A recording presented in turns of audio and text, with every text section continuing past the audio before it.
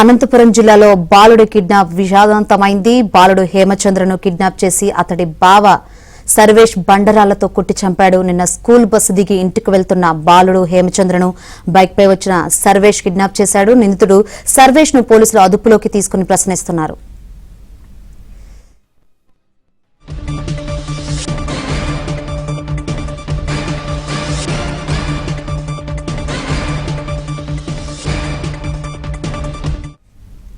అనంతపురం జిల్లాలో బాలుడి కిడ్నాప్ విషాదాంతమైంది. అసలు ఏం జరిగింది, ఎందుకు బాలుని చంపవలసి వచ్చిందో తెలుసుకుందాం.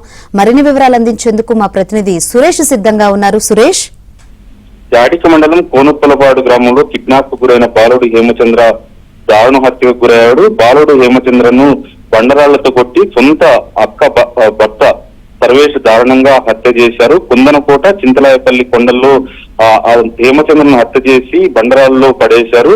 నిందితుడు సర్వేష్ ది యాడికి మండలం నిట్టూరు గ్రామం కోనుప్పలపాడు గ్రామానికి చెందిన బోయ గోవిందు లక్ష్మీకాంతమ్మ కుమార్తెను సర్వేష్ వివాహం చేసుకున్నాడు.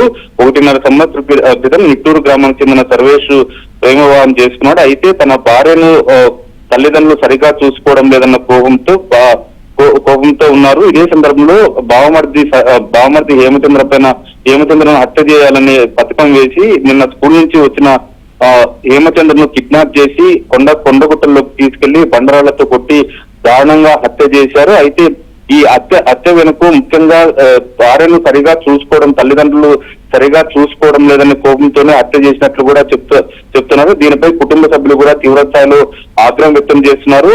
బాలుడు హేమచంద్రను హత్య చేసిన సర్వేష్ ను కూడా పోలీసులు అదే తరహాలో కఠినంగా శిక్షించాలి, ఖచ్చితంగా కఠిన చర్యలు తీసుకోవాలంటూ కూడా హేమచంద్ర కుటుంబ సభ్యులు కోరుతున్న పరిస్థితి అయితే ఉంది. సర్వేష్ పథకం ప్రకారమే కిడ్నాప్ చేసి బాలుడు హేమచంద్రను దారుణంగా హత్య చేశారంటూ కూడా కుటుంబ సభ్యులు రోధిస్తున్నారు. ప్రేమించి పెళ్లి చేసుకున్నప్పుడు కూడా ఈ తరహాలో వివరించడం ఏంటి, ప్రేమించి పెళ్లి చేసుకున్న తన భార్యను అత్తమామలు సరిగా చూసుకోవడం లేదని చిన్నారి బాలుడు హేమచంద్ర పైన కోపం పెంచుకోవడం చూస్తే ఖచ్చితంగా దీంట్లో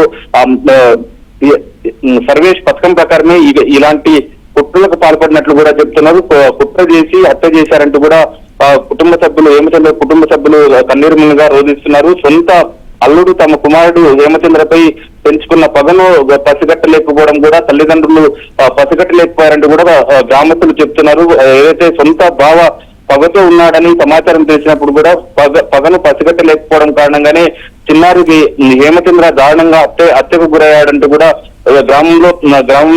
గ్రామస్తులు ఒక వర్షం వినిపిస్తున్న పరిస్థితి అయితే కనిపిస్తుంది. ఇప్పటికే పోలీసులు అదుపులోకి తీసుకుని విచారిస్తున్నారు, పలు కోణాల్లో విచారిస్తున్నారు. దీనిపైన పూర్తి స్థాయిలో పోలీసులు వివరాలు వెల్లడించిన తర్వాతే దీనికి సంబంధించి పూర్తి వివరాలు వెల్లడయ్యే అవకాశం ఉంది. శంకరి, రైట్ సురేష్.